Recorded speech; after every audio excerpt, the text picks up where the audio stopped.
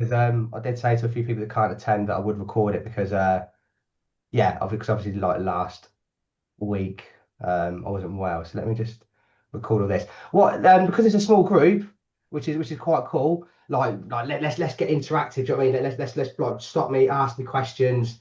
Like we'll dive in. So yeah, if you want to all unmute and show your cameras, then please do.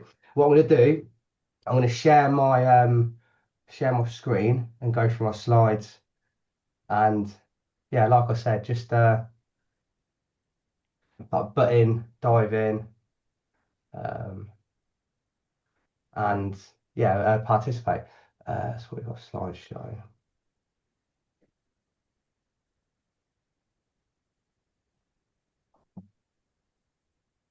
Okay, can everyone see my slides?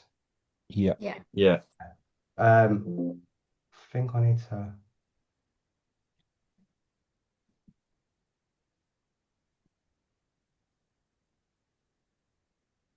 Okay, right. Right, here we go. Right, let's dive in. So yeah, so like I said, massive apologies for last week. Another apology is oh Tommy's here as well. Another apology is the whale and getting you all onto that whale software. Sorry that took like an extra few weeks to do. I thought they'd migrated all of the business in the box, all the resources which I've built over the years onto the software, but they took their time doing it. But I suppose that's yeah, because it's not my software, it's their software. I had to wait for their software engineers to sort of like crack on and do it. But you all right there, Tommy? Good evening, Good evening. evening.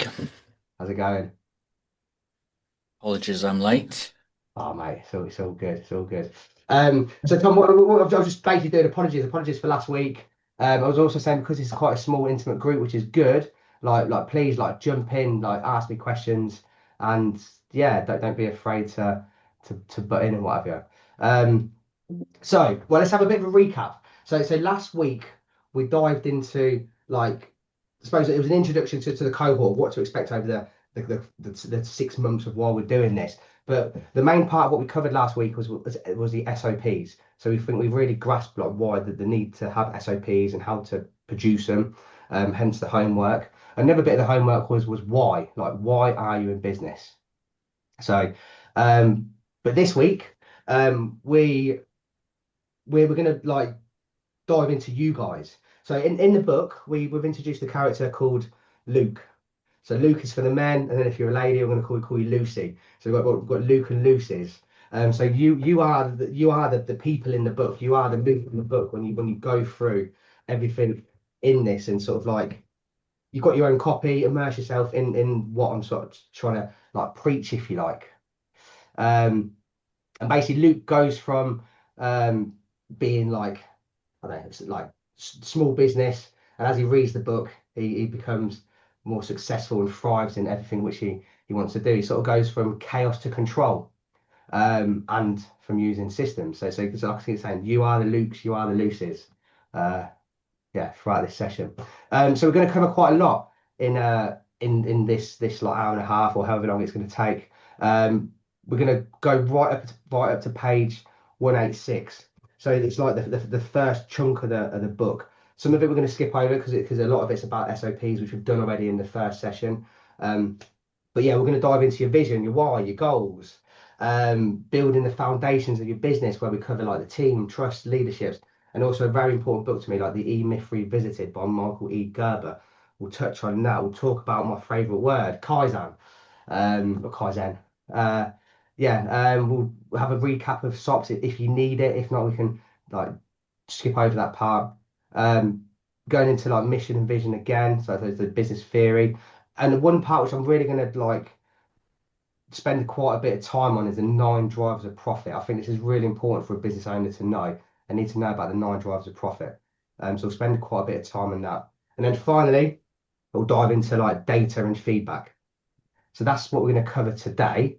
Um, so yeah, so I think Lewis, you said you've done some of your homework. So does anyone Yeah. want to show off what they've done or talk about what they've done?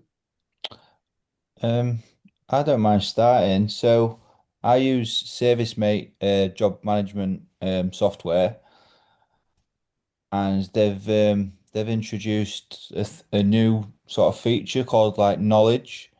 So all my engineers can just log on to the knowledge now on I've got like 12 um different procedures and important information. So rather than them annoying me, they know the first place to check now is in the knowledge bank. Um, and last year I had 20 staff and it did my head in. This year I've got a lot less, and I wish I would have had this a year ago. Like, um, so yeah, I've got a few different procedures. I think some of them might be a little bit long, or could maybe be split up a little bit more. But I've made a start. So yeah, it feels good to get it all on paper and shared with the rest of the team rather than everything being in my head. Good on you. Good on you. Yeah, literally hats off to you. So are the team, are they doing it? Do they know that, look, they go here now, they go to the knowledge base, they go to the Yeah, library. yeah. So I've spent quite a bit of time, doing this. So I have kind of explained, just check there first, and then if the answer's not in there, then by all means, post it in the group chat. If no one else in there can help you, give me a ring. But I'm not here to be like a babysitter. Like, um, I'm, they're all, qualified engineers and experienced people. Um. So yeah, I've done it and they're there for me now to refine and have for years and years to come. So Good on you. I did use ChatGPT just to tidy up a lot of the grammar and stuff like that as well, which is helpful. So yeah, quite happy really that I've made a start anyway. Good on you. Good on you. Yeah. Sound. And anyone else got any producing any SOPs? Give me a few seconds. I'll give you a few examples of what I've been working on, but I'll let someone else go first. That So sounds I've got a like new VA starting in December, sorry, next month. So I've wrote a SOP up for her, basically everything that we do, prices, areas we cover, and like common questions that are going to get asked. I I did what Lewis did as well. I'm only just myself just now until I think I get the systems right, but I've put a couple of things in the knowledge as well, like the services and process for repairs, because we use service in it as well. Yeah. So I've given a good start. So like you say, just keep improving it. Good on you. Good on you. Sound. Build it as you go. Yeah. Especially if you've got a new team member, two new team members starting, like they're going to be less stressed out because it's horrible starting a new job. Do you know what I mean? You have to live and get your feet wet, do you know what I mean? And Yeah. and get going. But knowing that they can start and they've got a load of SOPs, or this is how Philip does it. Do you know what I mean? This is how the business does it. That's powerful, like really powerful. Yeah. Are you, Tom? You got anything?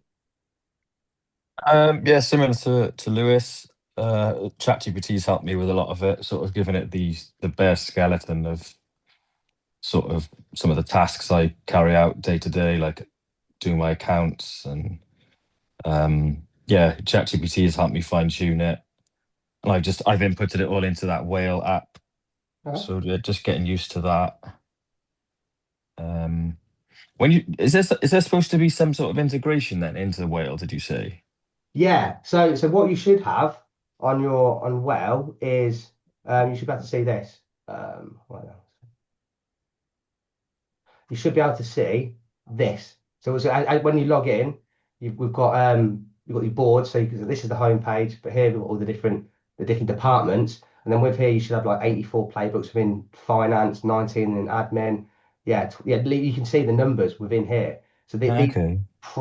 preloaded for you to sort of like adjust and adopt and have as your own. Okay, I've not seen these. I don't know what I've done then. It works on mine. I've got all of those. So yeah, Yeah. it's really good. Really Okay. helpful. Okay. Dartle. Sorry, I don't keep calling you Dartle. Remind me what your name was again. Sorry. Ellie. Ellie. Okay. Okay. All right. Ellie. All right. Sorry. Kelly. Kelly. Okay. All right. Kelly. All right. That has been written down. Okay. And Tommy, you said you've got you've created some SOPs as well. Yeah, I've done some. I've got Darren to do a couple because I obviously don't know on the tool side of it. So trying to get time with Darren. He's only done me a couple. So I've got a couple on the tools and I've done some admin ones. Because when I first joined Dartil, there was nothing in place to train me.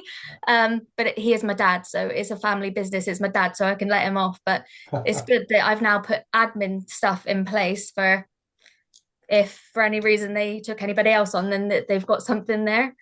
Yeah, happy days. But yeah, so I've been working through it. So if you're doing like the admin side of the business, then email templates, like you'll probably find if you're constantly writing the same email, instead of writing out all the time, put it in a template, drop it in here, drop it in your admin, like put it to give it some order and some system, and then it should be a copy and paste and forward onto your Outlook or something like that. Yeah, definitely. Yeah, it's a lot easier. I've got a couple now that I was just typing them out all the time, and I was like, why don't I just make one for this? So yeah, now I just copy and paste it for everybody. Just Yeah. obviously check it over, just check, but yeah. It's that mindset shift. It's like I always say to my team, if you're going to do something for the first time, you document it, because the likelihood was we're going to do it again. If we're doing it again, it needs to be a system of how we do it, and all the templates are there. So next time it's a lot easier. All we've got to do is regurgitate the system. So yeah, good, happy days. And you, Tommy, you said you got one as well. A few bits. So the main one this week was setting out a holiday receptionist SOP to go into the AI receptionist. So this can technically go across every AI receptionist, but for me, I'd already developed one back in the summer. This was the summer holiday, and then rather than adjusting the summer holiday one, I thought just duplicate it and create a Christmas holiday, because I'm pretty certain I'm going to need a Christmas holiday again. So rather than changing the summer holiday and then changing that to Christmas and then changing that back to summer and then changing it to Easter or whatever order you want to go, it just creates several ones for it, and I can turn it on and off throughout the year. So there you go. I'm set for every Christmas now. Perfect. I'm going on holiday. Don't speak to me, speak to them. Yeah. That's it. That's the whole point of having a business which isn't reliant on you. Rely on the systems and automate the systems, regurgitate stuff, write it out once, reuse it again. That's where efficiencies come into business. And when we talk about the 9 drivers of profit later, you'll see how that sort of like plays its part in helping the business improve and drive profit. So yeah, perfect. I'm really happy about that. Right. So vision and why. Then everyone write down their why. Why are they in business? Why the hell are you here? Why the hell have you started your business? Why are you doing what you do? I did like 3 paragraphs long, and I don't know if you want to listen, but but I did write it down, so I know it's there, and it's good. It's good. It was good to write it down and then tweak it and go, "Aye, that is right." Yeah. Okay. Do you want to share it, or is it personal? It's not really personal. It's just like I'm building a business that gives my family stability and freedom, not a life dictated by someone else's schedule. I want my daughter to grow up in a safe, comfortable home. Uh, Business ownership gives me the challenge, creativity, and control I never found in employment. I want to shape a company that raises standards in our industry, treats customers like people rather than transactions, and creates opportunities for others as it grows. Success for me is a business that runs without me being on the tools every day, provides long-term financial security, and gives my family the time and freedom to enjoy life together, whether that's a trip to Florida or a quiet Tuesday off without asking permission. Yeah, mate, that's powerful. That's from the heart as well. Do you know what I mean? So yeah, you can that comes across. That really does come across. So the first day when your VA starts, like let her know. Do you know what I mean? The reason why she's been employed is because of this. Yeah, because of the business why. Like don't like share it, be forthright. Do you know what I mean? Like tell the world, look, this is why you've flipping started your business and why you're going to make it a success. It's for your family, so you can have time off and you don't have to say yes or no to a boss every day or whatever. So yeah, that's brilliant, that is. Anyone else got any whys or anything I want to share on that front? I'm just trying to catch up on what I did a couple of months ago. Just going back and forth with ChatGPT, and there's a hell of a lot, and I don't know which one to particularly pick out. But do you want me to answer something straight off the top of my head? Yeah, kind of, yeah. Yeah. Vision. Oh, oh, I like that one. Okay, so I'm just going to move away from, everybody is why. Most people are family people, so that's what drives us. But if I'm to focus on the vision part of it, what are you trying to do that's different? What's your vision of the world? Because we're not all trying to do the same as the other 100 people that are doing the same thing. It's where are we trying to move to? And without reading what's on ChatGPT, it's like what's off the top of my head. My vision is to help, I would say mostly plumbing and heating engineers, UK based, to build sales platforms. That's the one thing that I'm hanging on to. It's helping them build these sales platforms that help them attract, sell, and keep 5-star customers. So it's not all about more web visitors. It's not about more leads. It's not about more customers. It's about 5-star customers. How do we attract them and sell them and then keep them? So raise the focus on that part of it. Good on you. Happy days. Yeah, I like that. Really like that. So my why, mine is I want to be the go-to accountant for plumbing heating businesses. I want to be like the top of our game where we know, well, we do already, we know everything about CIS. Like you can come to me with a problem, like be it business or finance or tax or whatever, and I can just come back to you straight away with a finance perspective, but also come at it from the plumbing heating angle, knowing the industry inside out. But yeah, but personal goals is to live a long and prosperous, healthy life with a family and like and similar to what Phil was saying, like have a nice, comfortable environment for the family and what have you. And yeah, I suppose you just enjoy life. But your business needs to complement your personal goals. The reason why you're in business is for your personal goals. We like don't get me wrong, if it was all like if it was all millionaires, or like I said in the last meeting, we had like 10 houses or something like that, but you wouldn't be here, you wouldn't be pushing your business. But that I suppose that's the goal, that's the aim, financial freedom, or a business which runs itself and you can draw out X amount each month to live the life which you want to have and desire. Um, so I suppose that sort of leads us onto the team. So we've got your vision. You know what you want to do in business, and it's quite clear from hearing Tommy's and Phil's whys that in order to suppose achieve that, you probably do need a team, and that team could be people. It could be or it could, like being for the here and now. It could be an AI team. So AI agents that literally do what you need them to do. So going back to you, Kelly, if you've got admin roles that and there's template emails that go out all the time, is there an agent that can come in and do that? Can you create a chat box that automatically has the answers to common questions so people can get the answers and then just book in a call? You know what I mean? Like have a call to action at the end. So within page 40 to 42, we talk about the it's called like the business personalities. So the entrepreneur. So that's you lot guys sitting here. You are the visionaries of the business. You're the dreamers. You invented the business. You sort of like woke up and created what you're building. So you are the visionaries. You're the head of the helm. We'll dive into hierarchies of the business in a minute, but you are the tip of the business, and everyone else it comes underneath it with the managers and the technicians. So the managers are the people that sit in the middle of your business. They're the go-to between you, the business owners, and the people on the tools, the technicians, people we call it doing the doing, or the tinkerers. But managers sort of like take the ideas from the business owners, unscramble it and put it into some sort of order and structure.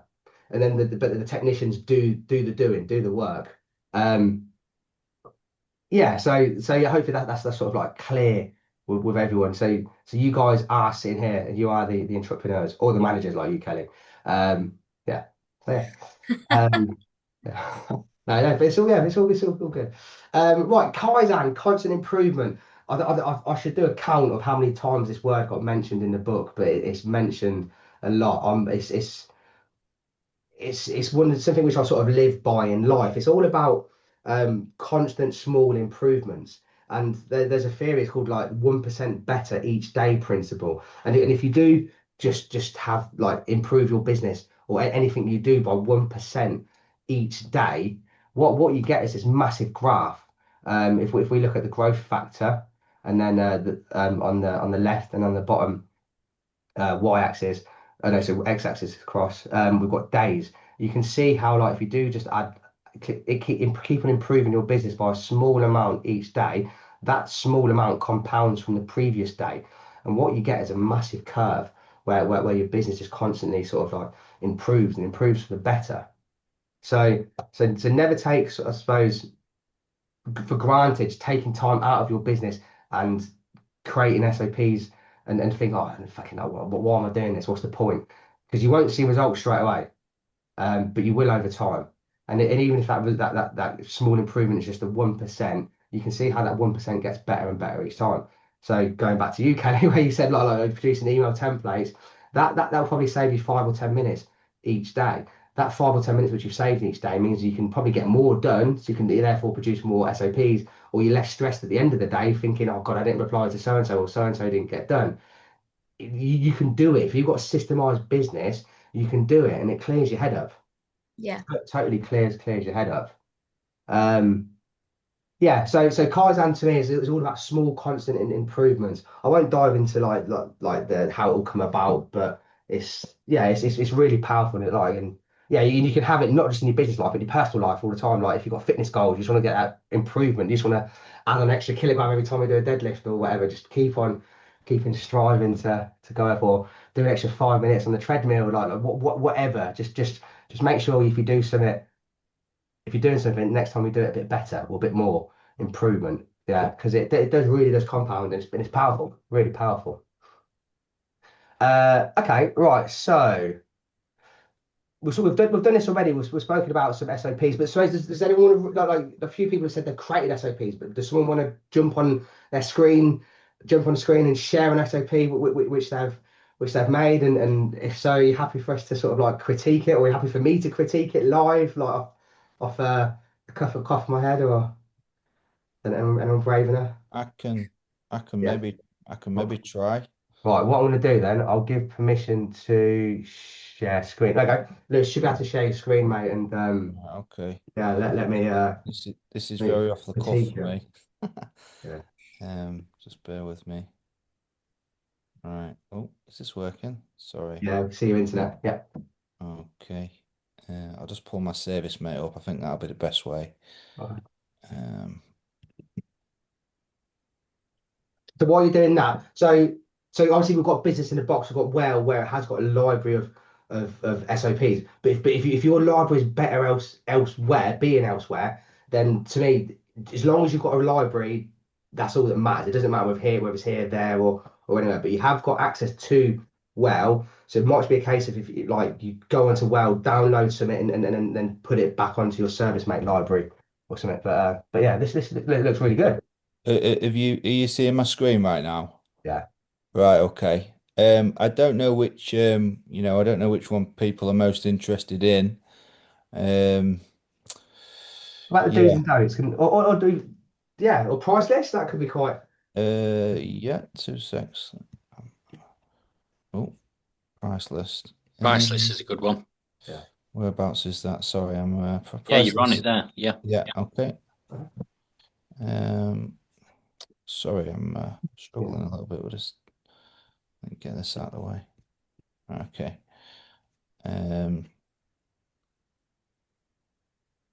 Sorry, it's been a while. This one is quite old, this one. So right, okay. So when we was talking with Kelly earlier about templates, a lot of the questions which I'm sure you'll all get is how much is this? How much is that? So we've literally got a template that once a customer does send an inquiry, we can just copy and paste this back. So I'll just scroll down a touch. In order to book you in, I will need to know your full details, email address, availability. Then is how much we'll charge. So we charge £90 plus VAT to come out and diagnose the issue, and we will aim to first time fix it for you. If it's easily repairable and something simple, that's all you'll pay. We allow up to 1.5 hours, and most of the issues are first time fix.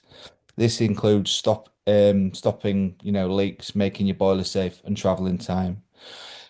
A lot, and then the next question is, what if it needs parts? So I've already thought about that. So that's there. If it's found out you'll need further parts, you will be quoted on the same day. We are here to help you. Our appointment times are AM and PM. We can give a 2 hour window when your appointment is, but you'll receive a text when we're on the way. Um,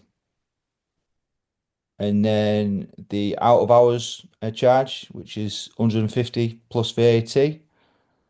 Um, and then yeah, we've got some sort of common.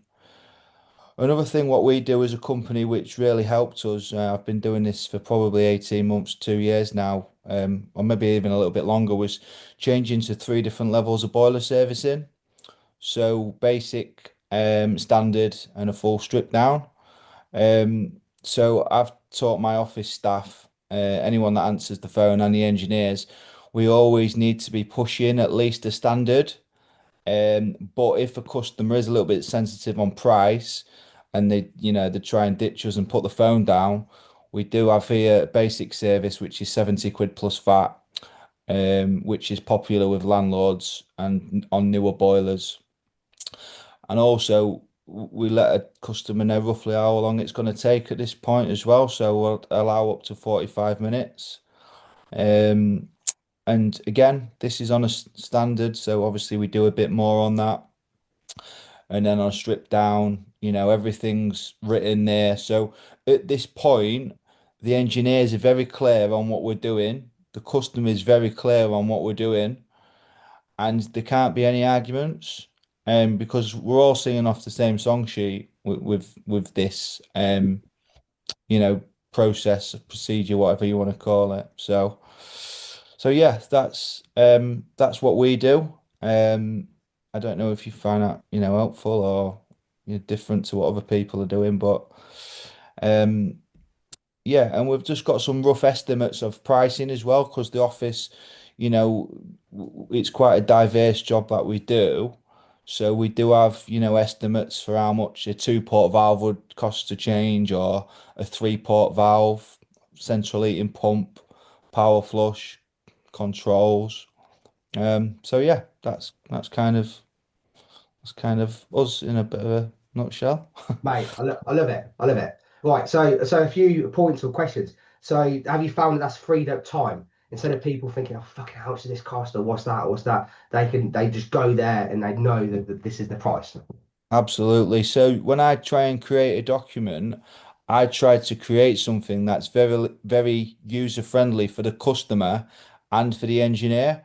And if we share and if we make it usable for both of them, I've kind of killed two birds with one stone.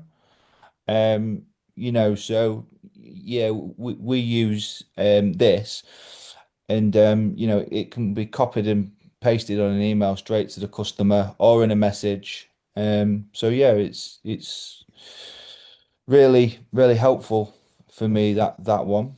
Good. Uh, Right, so if you another point, going back to your 3 tiers of the boiler service, do you yeah, know what you can do with that? You can repurpose it and you can turn it into a one-page brochure or one-page document. Yeah, so that could be your advertisement. Yeah, so if you do want to advertise doing boiler services, you get something built up on Canva, got a bronze, silver, gold boiler service, and this is yeah, what you get. Here are the prices. So, yeah, so it's, as you start diving into SOPs, see where you can repurpose it or regurgitate it or use it somewhere else to complement other areas of your yeah, business.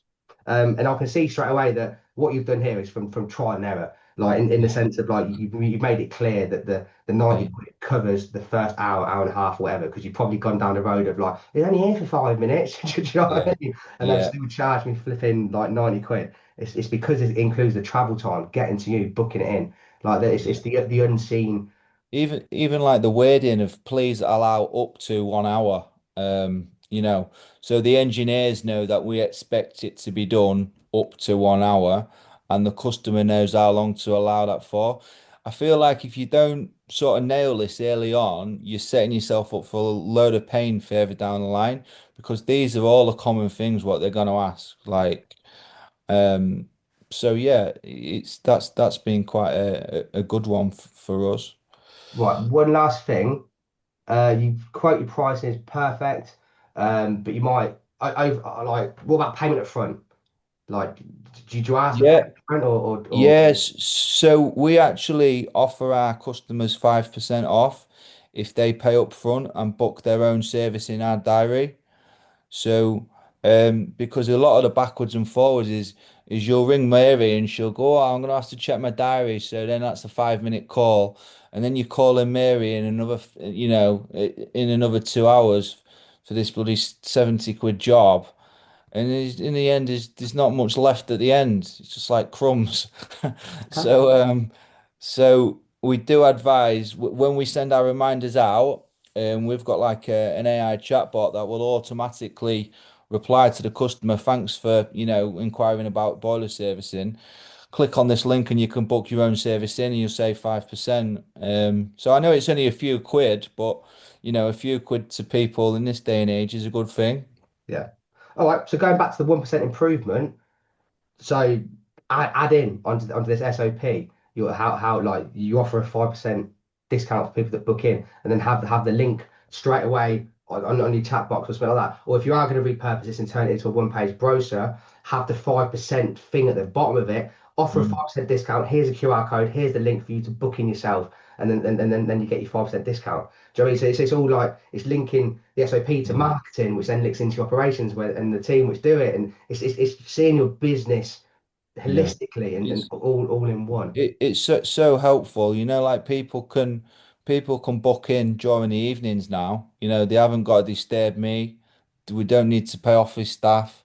They can book their own appointment on an evening on through our system. So yeah, it's took a don't get me wrong, it's just took a lot of time, effort, energy, money, all the rest of it, stress.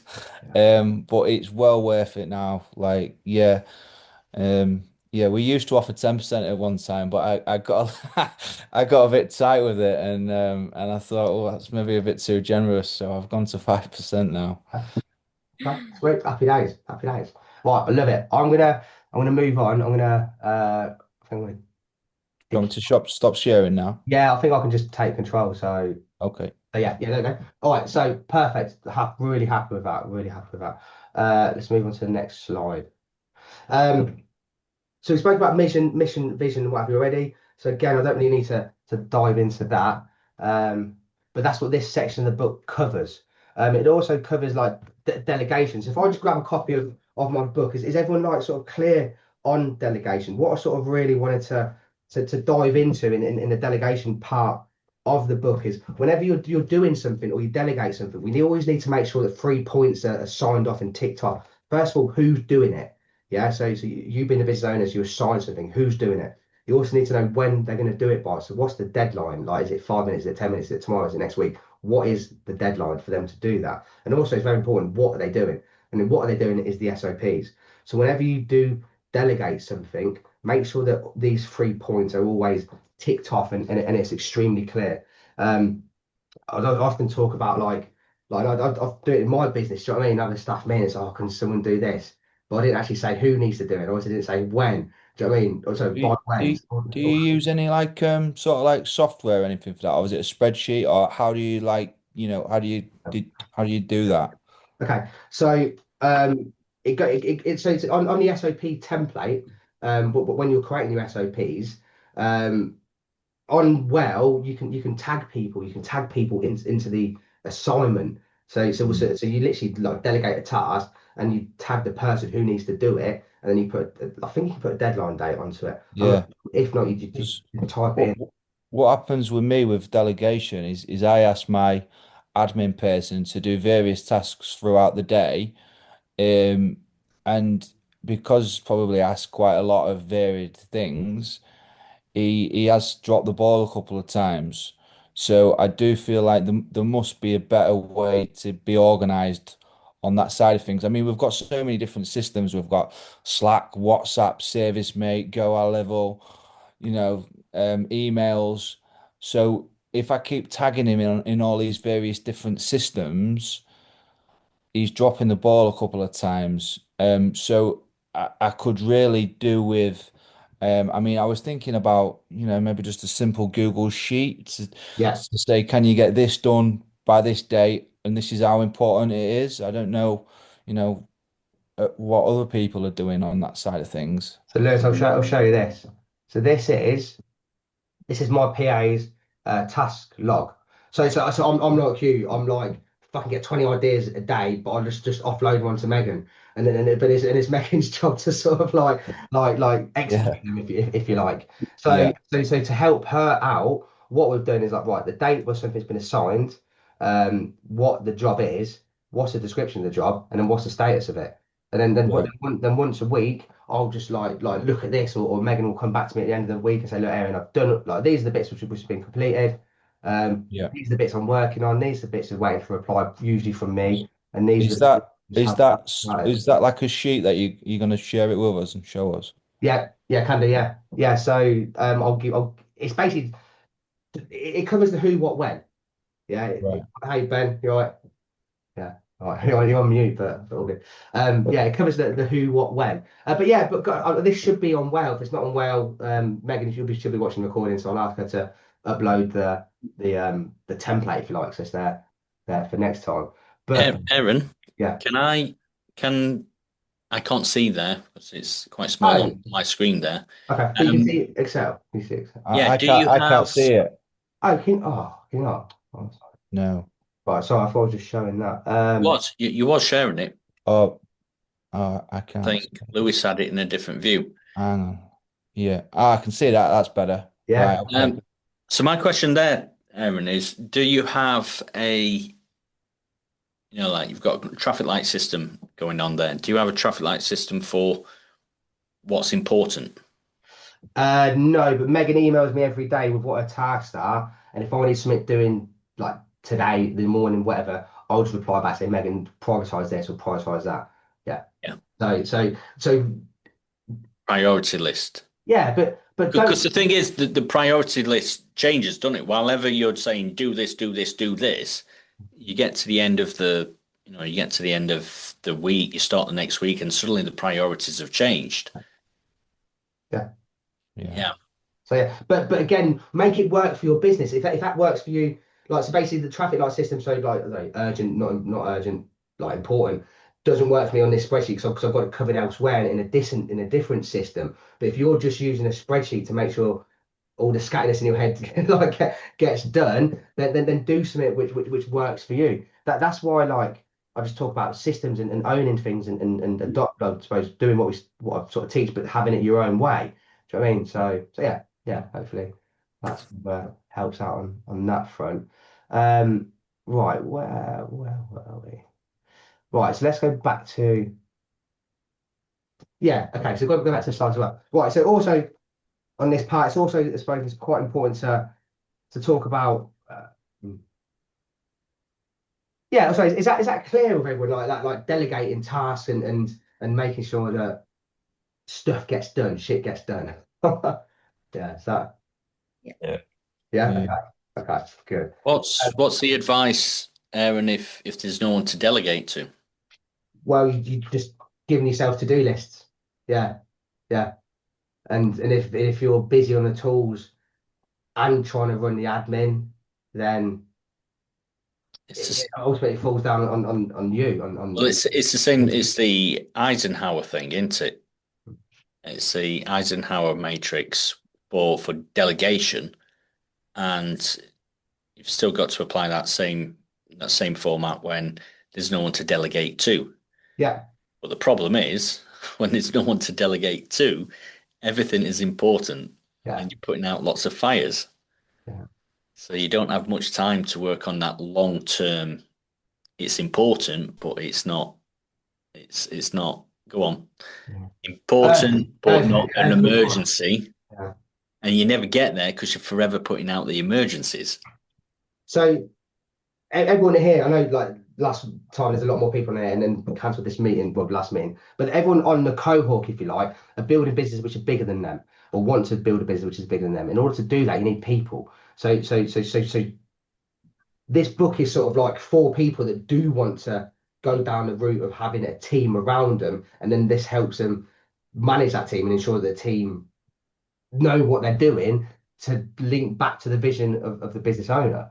So ultimately, and then it comes back to what I said in the first meeting when I had a client, like I sort of said, look, I'm writing this new book, like you should have a coffee, and he turned around and said he doesn't need a coffee because he's going to retire. He's a one-man band. He's going to retire, so he doesn't need this book is irrelevant. So this book is very niche in the sense of it's for plumbing and heating business owners who want to grow a business which is bigger than them. And if that's not you, then this book isn't for you. So ultimately, like that, like the book is for to build a business. Yeah, yeah, yeah. Hopefully that covers that. Okay. Oh, I've got to skip to the end then. So I don't want to do that. So I've done that. Done that. Oh, okay. Sorry. 9 drivers of profit. Right. I'm going to spend quite a bit of time on this because to me this is like this is really important. And yeah, I'll sort of just dive into it. So a lot of people think that to have profit in a business, it simply comes down to your sales less cost equals profit. So if you have more sales and your costs remain the same, profit increases. If you reduce your costs and the sales remain the same, your profit increases. So that is the case. And but the thing is, there's a lot more to the sales less cost equals profit equation, which I'm gonna dive into. So this actually covers. This is like from page 141 in the book. We talk about the 9 drivers of profit. So let's concentrate on I suppose the cost side of the equation. So there's 2 costs within a business. You've got variable costs. What I always say is if you sell a boiler, you need to buy a boiler. So therefore, it's the cost varies based on your output, based on what you sell. If you can reduce your variable costs, your overall costs come down, therefore your profit increases. So variable cost is one of the 9 drivers of profit. 9 drivers of profit. The next driver, which is also cost, is fixed costs. Now this is like your rent, your vans, your accountancy fees, your subscriptions, like all we will call it the admin, the administrative costs within your business. And if you can reduce the cost in your business and sales remain the same, ultimately your profit increases. So that should be like that. That should be like this like basic, do you know what I mean? like GCSE level like business, if you like. But it's when we look at the other drivers of profit that gets really interesting because if you look at sales, there's a lot more to sales that you can manipulate in order to grow a profitable and successful and thriving business. So the first one is profit driver number 3, and now this is getting more sales leads into your business. Now Tommy's does websites and marketing for plumbing and heating businesses. So this is Tommy. Tommy gets leads into people's businesses. Now you could have 20, 30, 40 leads coming into your business a day, a week, an hour, whatever. But the point when you get leads, you need to convert those leads into customers. So this comes down to you. Like Tommy can get the leads into the business, but it comes down to you, the business owner, to convert those leads into sales, into paying customers. So this is like driver number 4, is converting sales leads into customers. And that comes down to like the selling techniques. And Lewis, you just showed us your bronze, silver, gold for boiler services. So I mean, that's you converting customers. You said if you always you always drive people to the middle package, but if people are a bit, oh, I'm not too sure, then it's not a problem. I've got a cheaper package. What you've done is you converted that lead into a customer because you haven't like yeah. You haven't thrown them away based on you. It was a way of just increasing our prices without even really increasing them because we just used to have bronze before. Okay. So it was just like an absolute, you know, no brainer. And then you've always got the bronze to fall back on. Yeah. So why people aren't doing it and they've just got one fixed price? I mean, it seems a bit crazy to me, but each to their own. You're adding value, and by Mm. adding value, you can demand a higher price.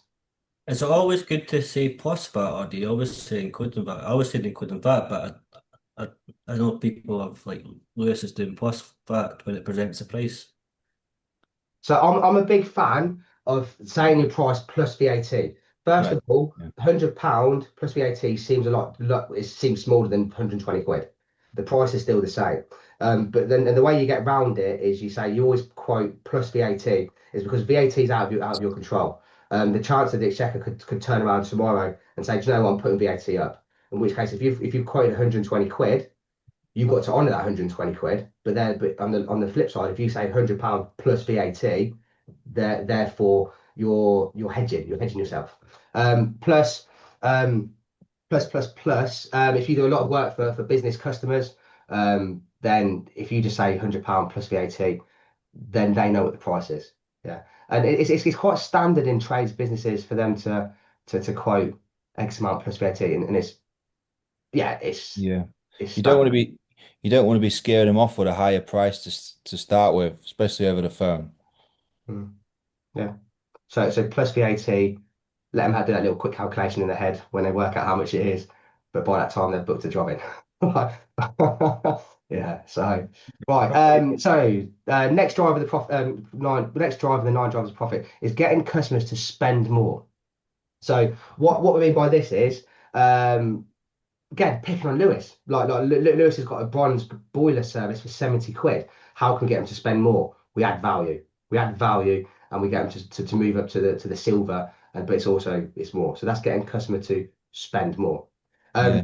Added to that, you're also pricing for maximum profit. So this is setting your prices right so you can optimize profit margins. And again, offering the bronze, silver, gold complements that. So some of the profit drivers might seem like that they cross over, if you like, but they do. But there is slight variance between elements, if you like. Also, getting customers to spend more often.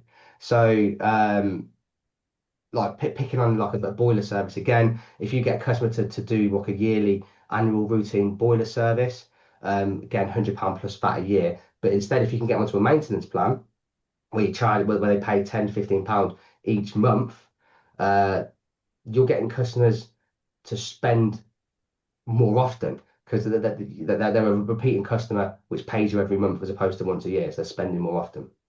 And it also getting customers to remain customers for longer. This comes down to your customer services.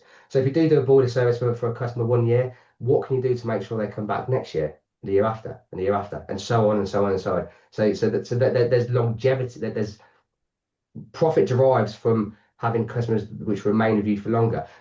Well, the pure fact is you haven't got to spend money to get more leads in. They are a customer. So you're negating a cost because they're staying with you. So that comes down to, like I said, your customer relationship services, making sure you deliver on your promises, charge what you said you're going to charge, and just fucking doing a good job. And then bringing it all together, which is what the book's all about, is to completely systemize your business. And picking on Kelly again, because this is a bloody good example. We're talking about how you create a template, but then you reuse that template. That 5 minute saving each time compounds.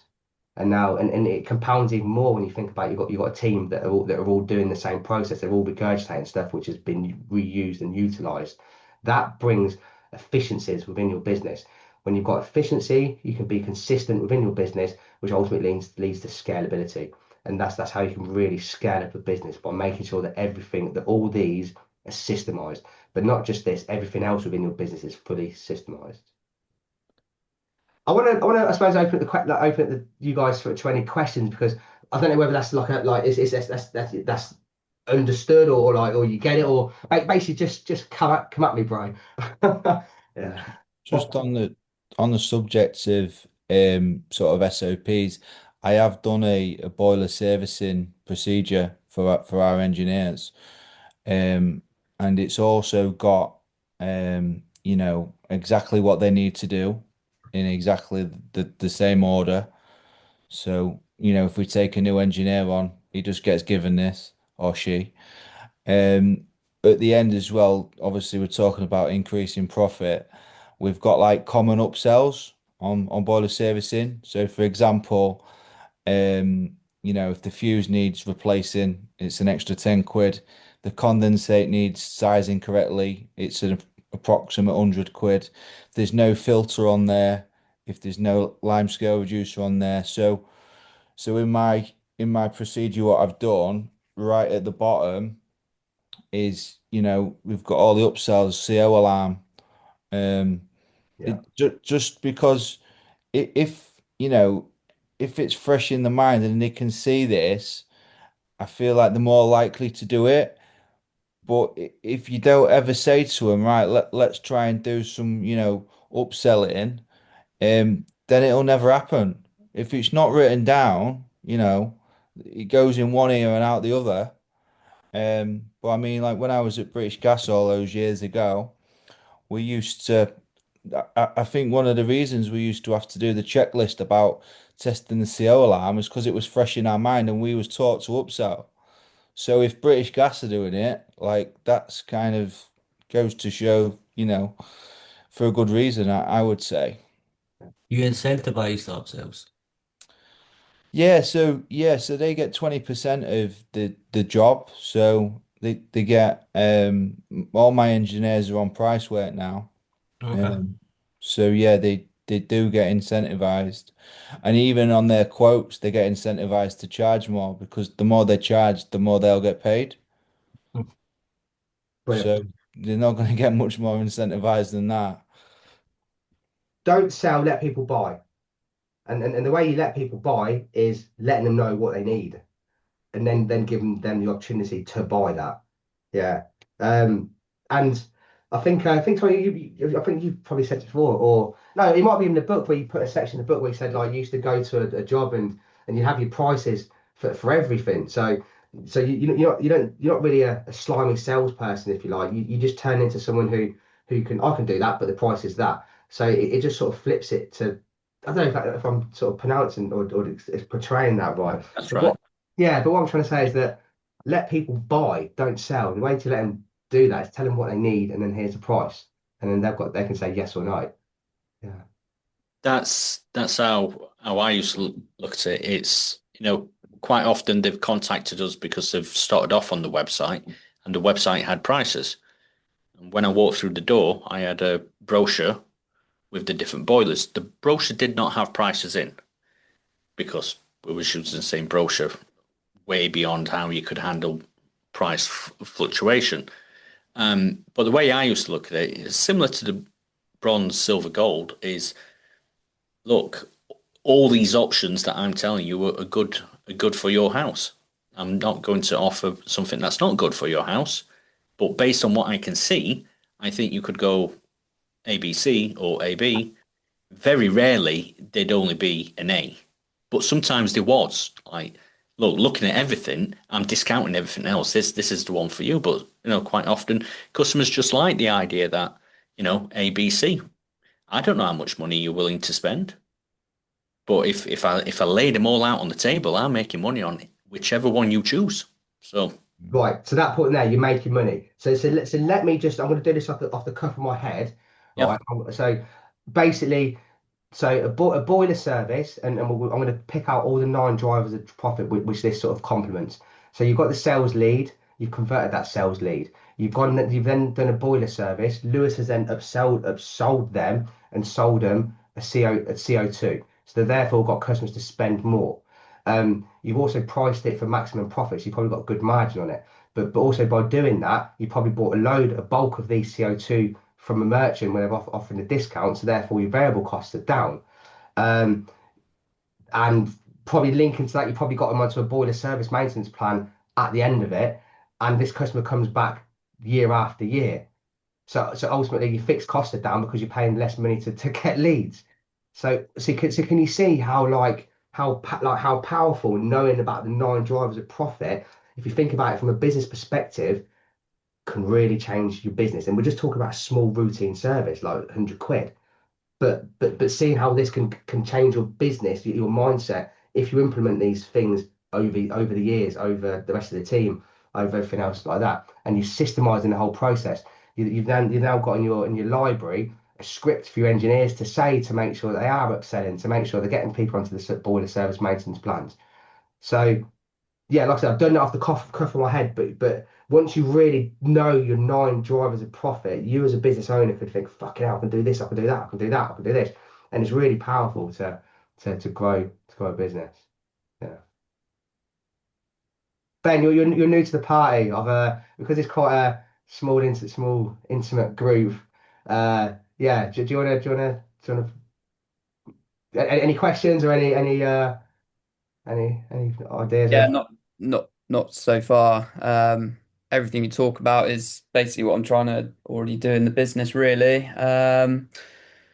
Yeah, upselling, trying to sort of like dig into service packs and things like that, and trying to think like how can we create a membership sort of business for our customers. Um, but yeah, sort of sales, I've been learning a lot of sales, and that's just completely changed my business really, like overnight. Um, yeah, I don't know what else to really say. Yeah, just listening, and yeah, I do agree with your 9 steps really. I think yeah, it's pretty good. Okay. Happy days. I can't take credit for it. My mentor taught me these nine drivers of profits. I can't actually put my name to it, but yeah. Like Kelly, does that resonate with Dartil and the work you do? Like, Yeah, it does. Yeah, we offer service plans as well. So they're always trying to get when they go to their boiler services, they give them like a little card and direct them to where they can see the prices and the structures and the different levels that we've got. And then they'll call me and sign up. So yeah, it's good. good. Happy days. Happy days. Why are you not calling them? Well, um, put me on the spot now. Call them. Yeah, I could call them. Put it in the system.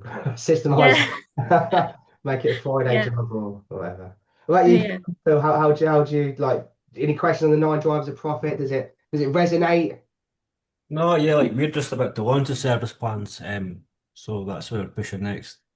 And then you got me thinking about increasing my prices again with this plus VAT next. So Yeah. yeah, so good. Okay. Good. Happy days. Do, Right. do many people sell in the house? People giving prices on an Yeah. iPad? Yeah. Yeah. Yeah. Been doing that a long time. It changed things big time for me. Yeah, I'm Yeah. halfway through building a price book at the moment. So when we get when we're upselling in the house, a few clicks of a button, be able to give a price and, say like, yeah, we can go do that now. This is what it's going to cost you. We get you booked in. You happy with the price? The biggest one for me is I'm trying to build an instant boiler quoting tool. Yeah. At the moment, I'm just going off historical data of what it's cost me, and I sort of know where my gross profit margin is. But yeah, the biggest thing that I'm trying to do is when I can just go into a customer's house with the iPad, do my sales process, do my survey, sit down with them, and try and get them to buy there and then. Yeah.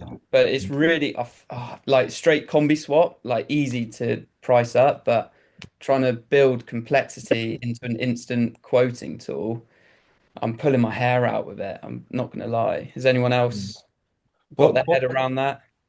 yeah, I've been doing it for boilers for sort of 2 or 3 years, and when I started doing it, like my sales, doing about 50 grand a month, just me. Yeah. So all the big boys are doing it. Everyone's, a lot of people are doing it now. And you'll see a conversion rate change massively because if the customer's got any issues, queries, worries, you're there and then to sort of smooth it over. Whereas if you just sort of send something over blank and you're not there, if they've got any questions or whatever, you might be on a job and not get to answer them for a day or two, and by then it's too late. So. Yeah, I agree. There's good Yeah, softwares out there, like there's good softwares out there now. yeah, I Um, use Service Mate.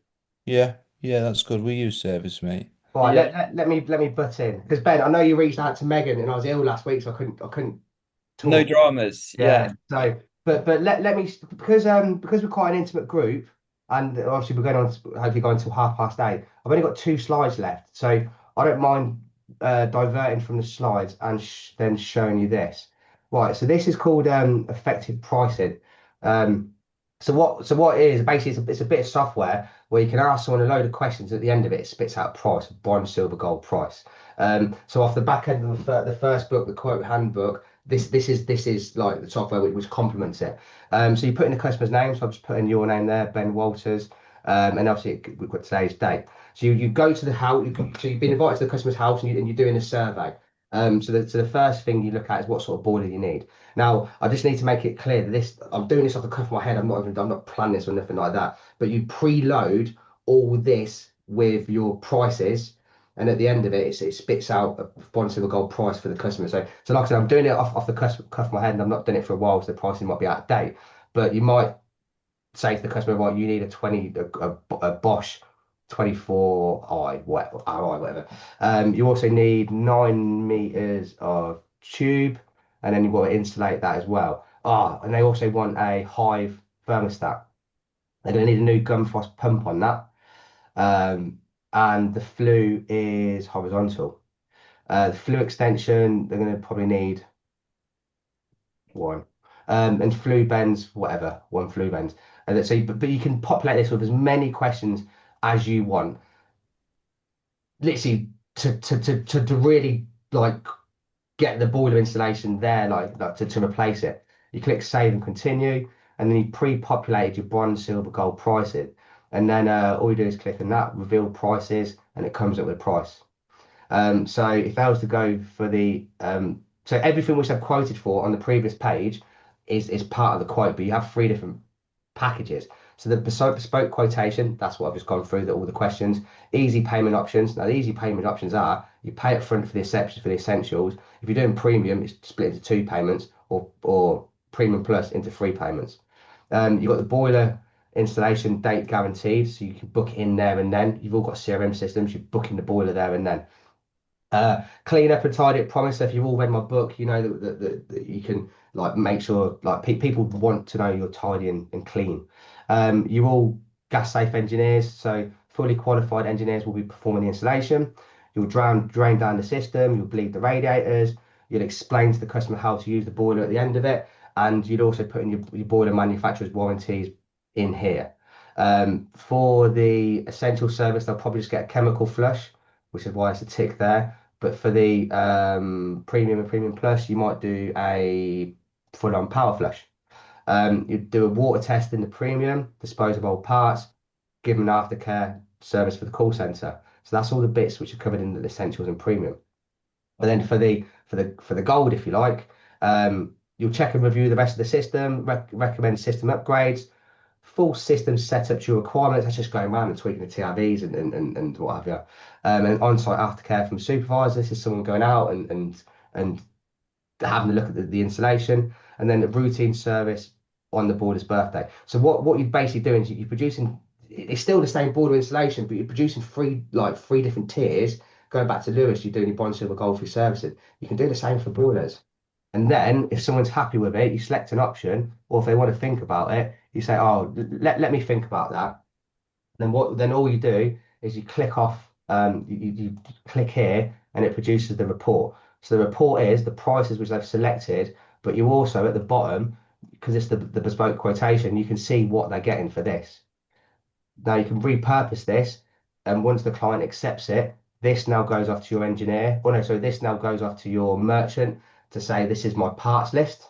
It then goes off to your engineer once the boiler is booked in to give them, I suppose, the job, like what they're doing on the job, and it's all there. It's all like in front of the customer.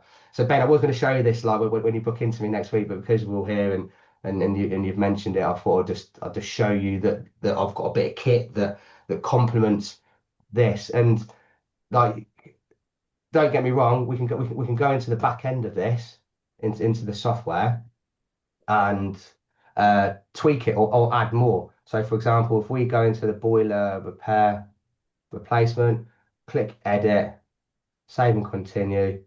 Within the boiler type, we can quickly click edit, and you can add in all the different boilers which you do, and the retail price at the time for that boiler. It's really important I say your retail price, because prices fluctuate. So as your prices fluctuate, when the boilers people bring out their new prices every year, All you do is just update it on a yearly basis for your new retail prices, because ultimately all these prices go into these free prices at the top, but the client doesn't see that. So that's what I'm saying, like preloaded all your different prices. So here we've got the different meterage of the tubing, and then by that you got your different prices. Yeah. You should Yeah. be able to as well, Ben. If you speak to your merchants and, if you use, send them a list of your common boilers that you fit most often, and they should just sort of send you a spreadsheet back, and you could just upload that straight into ServiceMate, and all your prices should just drop in for you. Yeah. Yeah, I've got that automated with Williams, so the prices are always Yeah. up to date. So yeah, it's really useful. We use a combi to, like certain packs as well, what I found was quite helpful. So rather than putting like, 10 elbows, 6 T's, a drain off, we just use like what we call a combi pack, which is just standard fittings. And then the engineers will, accumulate a few bits of everything over time. So it just saves you from scratching your head and sitting there for 3 hours with a customer. Uh, you Yeah. can just use like we use a combi to combi pack, a conversion pack. And obviously in a conversion pack there's a few more bits. But yeah, it's good once you get going. Yeah. No, that's really good. Yeah, thanks. But systemize it. Yeah, have a process in the system to make sure that it's all transparent. Yeah. So, Yeah.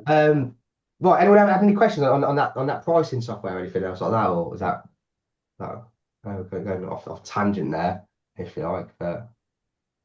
Back in the day, ours were all on an Excel sheet. Hmm. It's like list the brands, list the kilowatt outputs, add on the magnetic filter, add on the control, add on this ABC, and it all totted up. Is it a 1 day swap or is it a 2 day upgrade? That's what it is. What bonus did you get from Ideal? What did you not get from Worcester? Do you want to take that into account? Either way, how much do we want to make per day per boiler? So, that's how it used to be back in the day. But now, understanding that process and having the software that's available, what you can do now, wow. We're in a here and now economy. Do you know what I mean? Like you want food, you go on Uber Eats and it's here within 20, 30 minutes, whatever, depending on where you live. We're in a very here and now society, aren't we? So the faster and the quicker we can get our quotes out to the clients, or in real time, the more likelihood is that they're going to buy. They're going to snap your hand off and accept a quote or what have you. So it's feeding into the here and now, Yeah. and yeah, yeah. Okay, right. So let's dive into this then. So this is the page 173 of the book where we basically talk about like feedback and data. And so an important part of this, which might be new to some of you, is having like an after action report. So when you do a job, um, like to go install a boiler or something like that, make sure you get feedback from the customer and from the team. So from the customer, i.e., that could be like a review or just like a survey, fill out this survey form, so we can see what points you need improving on or you're excelling at. If you're excelling at something, keep doing it. If you need to improve something, change something within your systems to make sure that doesn't happen again. So it's like feedback is really important. It comes back to me talking about Kaizen and constant improvement. You improve by having feedback, by having mistakes, by getting that 1-star review. Do you know what I mean? But then acting on that and learning from it, and then pivoting your business or moving your business or adapting it to make sure that it doesn't happen again. So you keep on striving. So feedback within all areas of your business, not just the customers, but also the engineers, the people that are on the tools. I mean, like Lewis, with your business, you might not be installing boilers, so therefore you might be out of touch of installing boilers. In which case, get your engineers' feedback. Like, was this quote right? Did we cover everything you needed to cover? Did you have everything you needed on site? What can be improved? to go back to the 9 drivers of profit, like to get your business more efficient. So that all comes from feedback. And I suppose linking that as well is data. What KPIs, what key performance indicators do you have in your business to make sure that your business is performing the way it should be?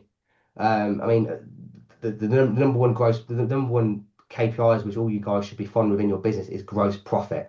What is your gross profit percentage within your business? See what it was in your last set of accounts, get the percentage, and then you might have a KPI to improve that. What would you say is sort of a good realistic target? I mean, I aim for sort of 35% gross profit. What would you know, I know you deal with all different kinds of plumbing and heating companies. What's realistic, Yeah, would you say? give me 2 seconds and I'll show you. I'll show you a benchmark report. So because I look after so many plumbing and heating businesses, I do benchmark the data from all the businesses which I look at. I look at their gross profit. So if you just give me 1 second, I'll bring up a report, but I need to hide the person's name. Obviously for data security, but I just need to think, right, 1 sec. So right. I'm quite keen on, you know, keeping the gross profit quite high, but not being too involved in the day to day. And Yeah, that's what would my dream would be, really.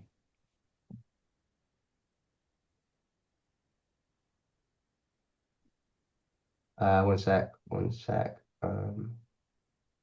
Right, we want to see that. Right, so I'm just going to go down to the page which you want to see, and I'll share my screen.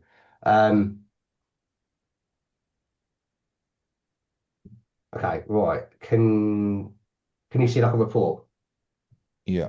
Yeah. Right. So basically, so whenever we complete a set of financial statements, we plug them into some data, like a data set, if you like, where other accountants also feed in that data. So all you guys are plumbing and heating businesses. So with that, you've got if you're a limited company, you've got a SIC code, and an SIC code, which basically means when you form your limited company, you're performing the work of plumbing, heating, and air conditioning, like contractors or engineers or whatever.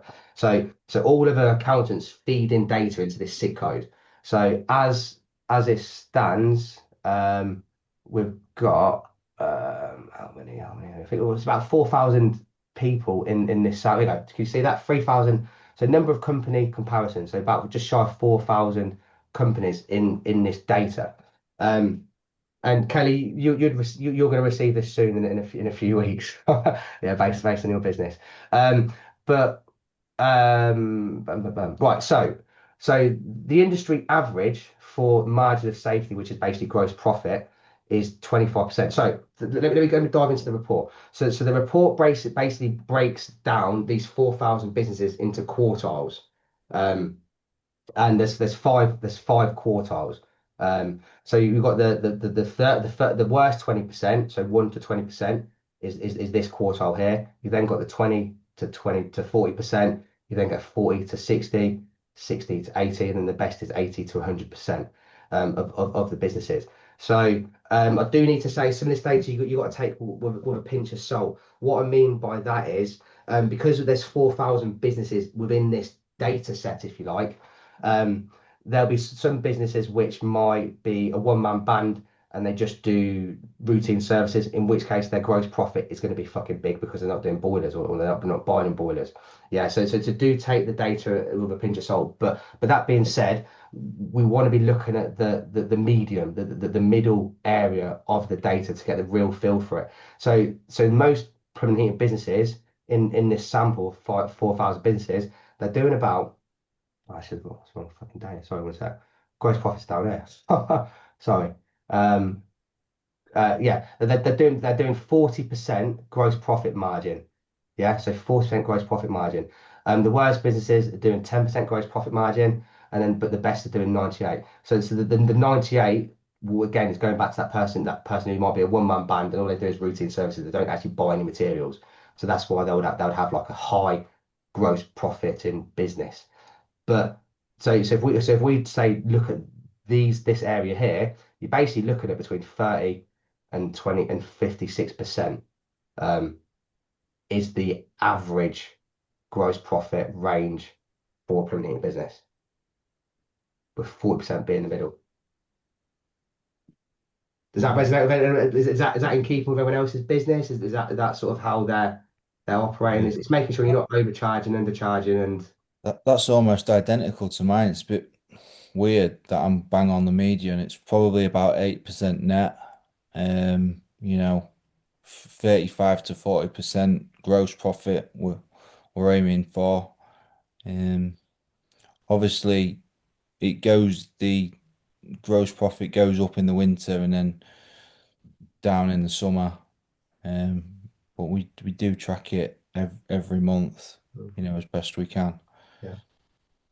Yeah, but for 40% is the average. Yeah, and that's quite important. Like your net profit margin, the average is 9%.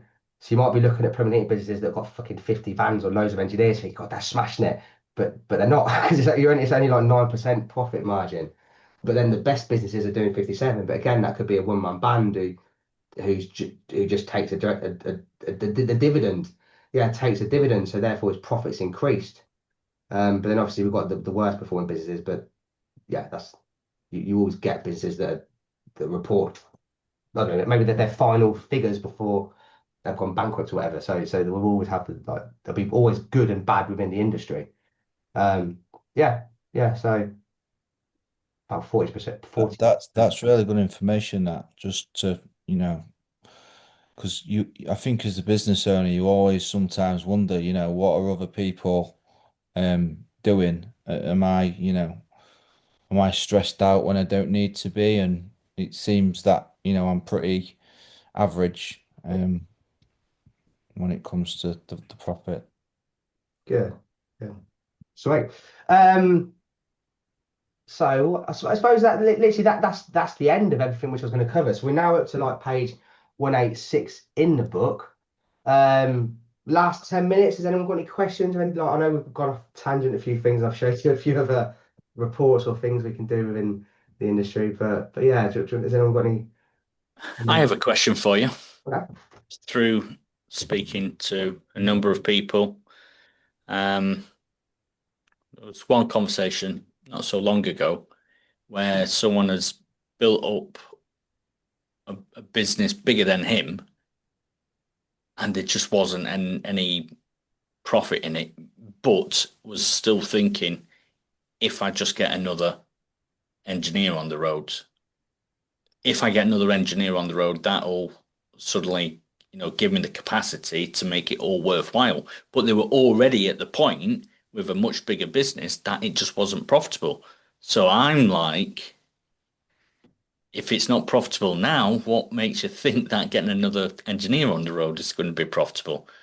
So what's your thoughts there? I used to call it expansion trap, getting, you know, you've expanded too far and now you're trapped.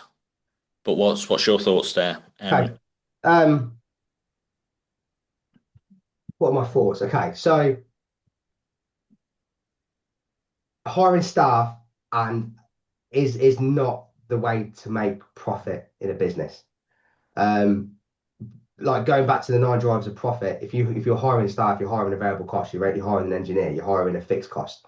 You're adding cost to your business. So you only add cost to your business if there's a return on investment.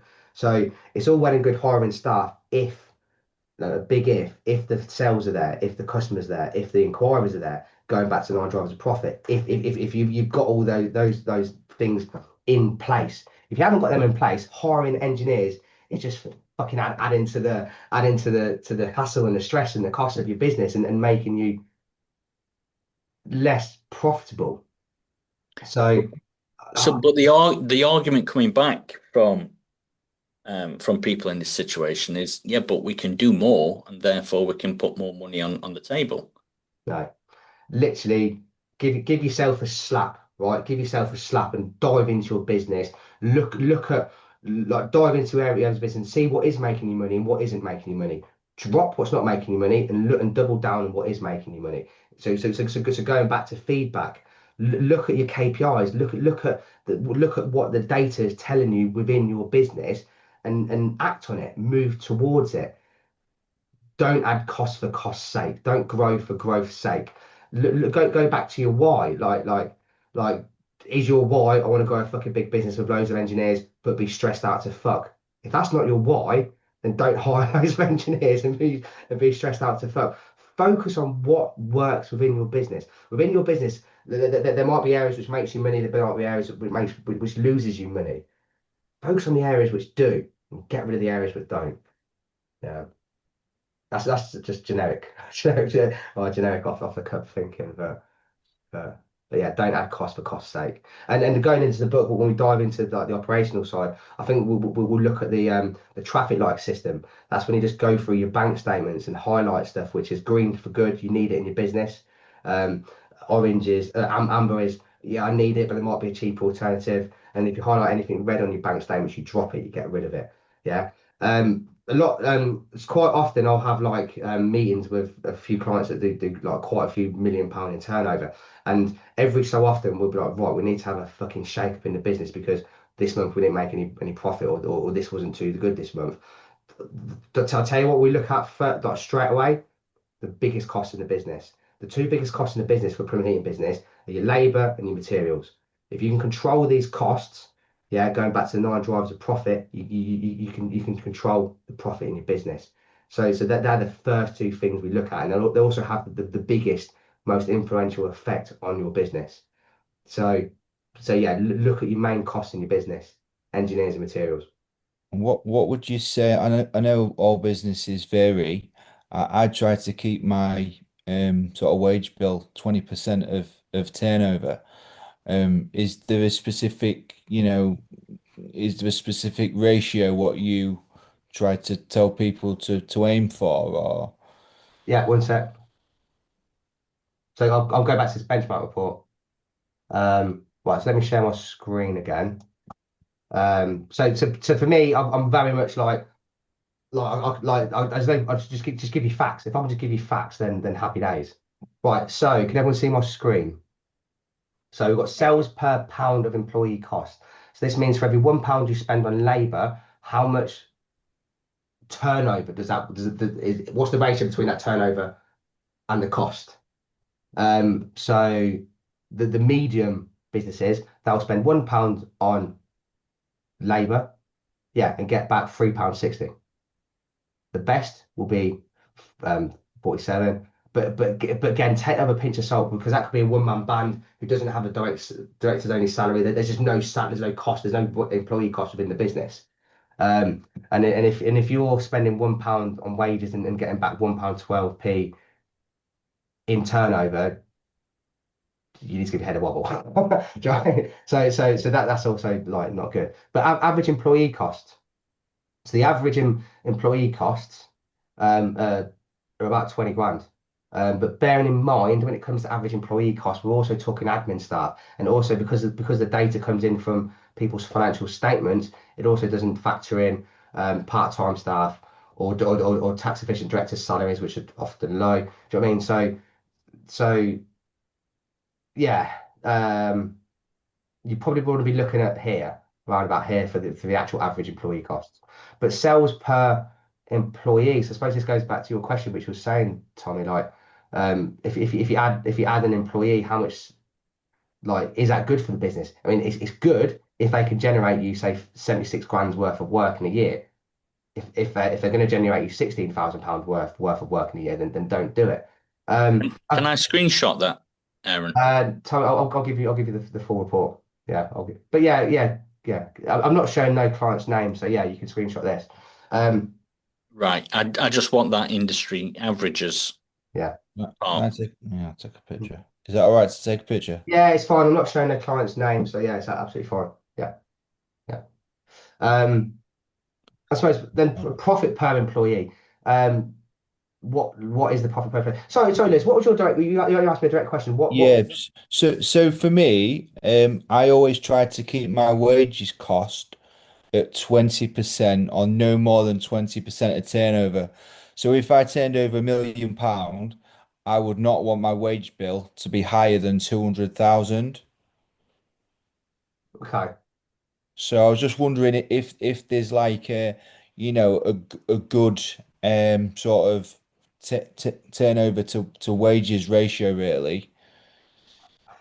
There probably is, but it's not in this report. What we've got instead is sales per pound of employee. But if you think about it, that does give the same outcome. Yeah, It's just flipped on its head.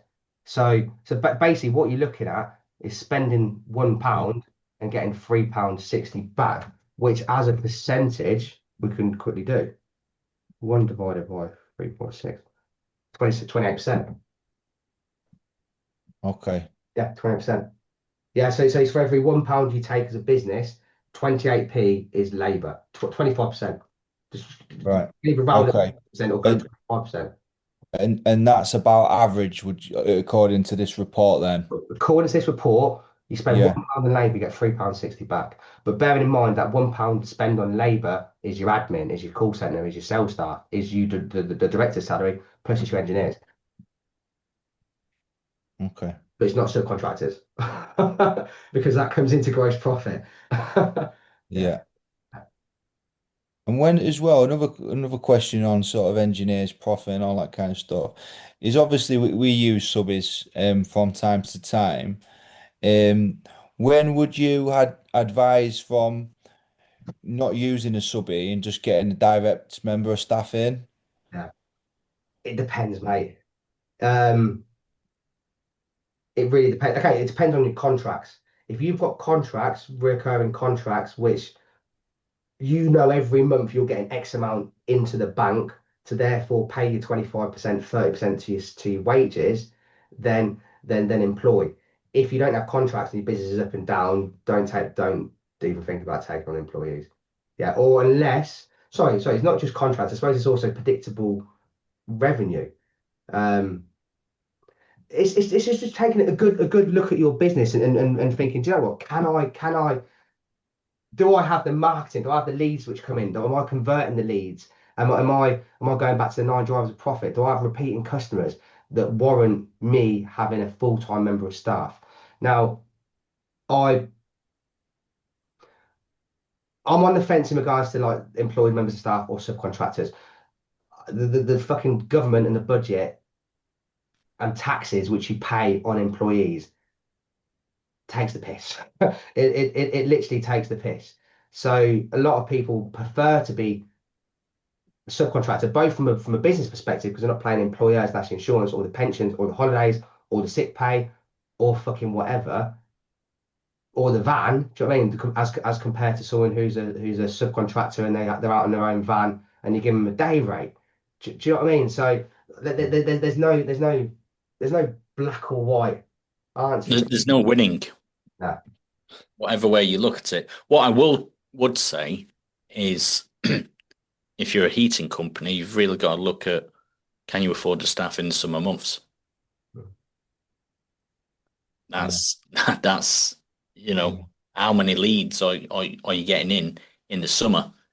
Because And do you just take on the subbies for that extra overflow? But then subbies know that they can make more money in winter. Which comes back to the contracts. If you've got contracts that pay you throughout the year, or even if you're looking after letting agents, and then in the summer you're doing all the CP12s routine services, so you iron out your workload so that you're not having peaks and troughs in your business because of seasonality. It's a smooth curve throughout the months. So it's down to how your business is geared up. Yeah. Could argue it's harder to delegate your SOPs if you've got loads of contractors as well, I guess. If you say like this is how I service a boiler and you try and push that onto a subcontractor, you might get a bit of resistance. I don't know that one because I stay true to who I am. I am an accountant, so I don't go down like knowing about the engineers and stuff like that. But I suppose just give you my 20 pence on it.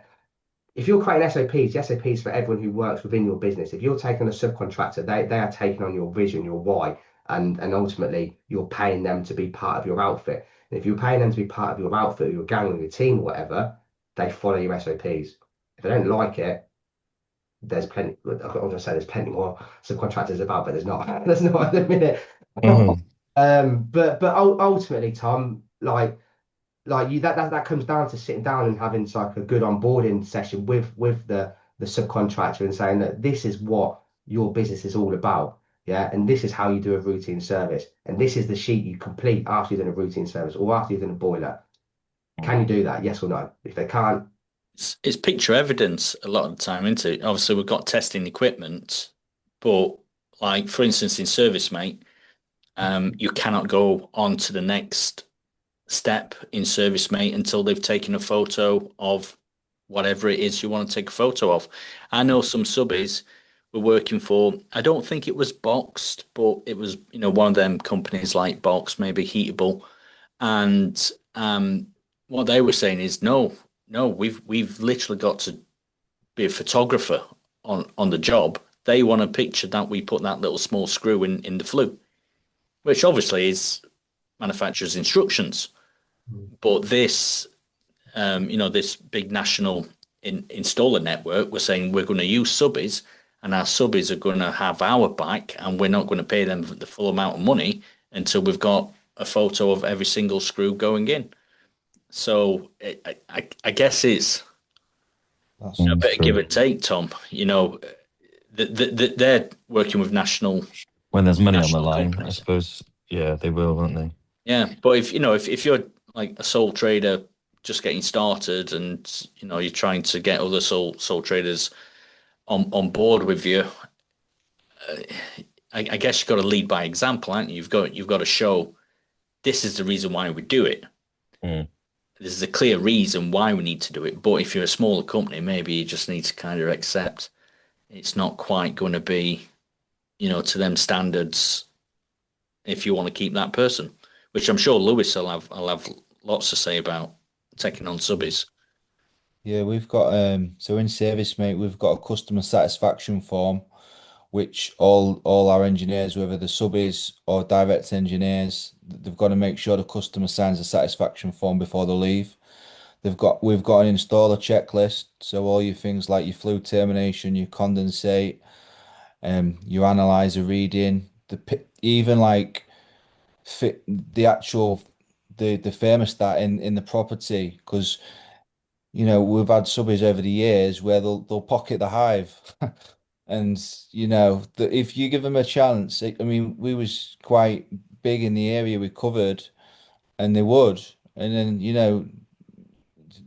they would give them a chance. So it's just standard now, and our lads get used to it. And the subbies are kind of used to it, and they know when they're enrolled that if all the photos aren't taken, they won't get paid.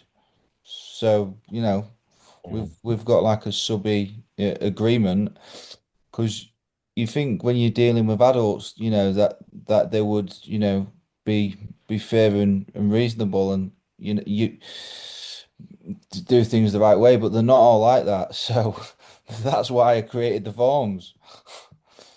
Otherwise, it's like the Wild West. yeah. This is Grimsby. Sorry, now. The Wild East, mate. Wild East for you. Happy days. Right, guys, I'm gonna wrap it up on now, I think. But I've really enjoyed this, and cheers for all turning up. I know we have to change the date. The next time is going to be in January, and we've got Well jumping on to sort of like so come armed with all your questions in regards to the software or anything you want to know about it, or like they'll give a better demo than I can give, because then it's their software ultimately. So yeah, that's what I've got in treat for you for in the new year. Yeah. Thank you. Perfect. Thank you. Yeah, thank you very much. Thank you. All right. Thanks a lot, Aaron. Bye-bye. Take it Have a easy. nice Christmas, everyone. Oh yeah, Merry Christmas. Yeah, and Happy New Year. Merry Christmas. All right. Bye. See you later, guys. See you later. Bye. Bye.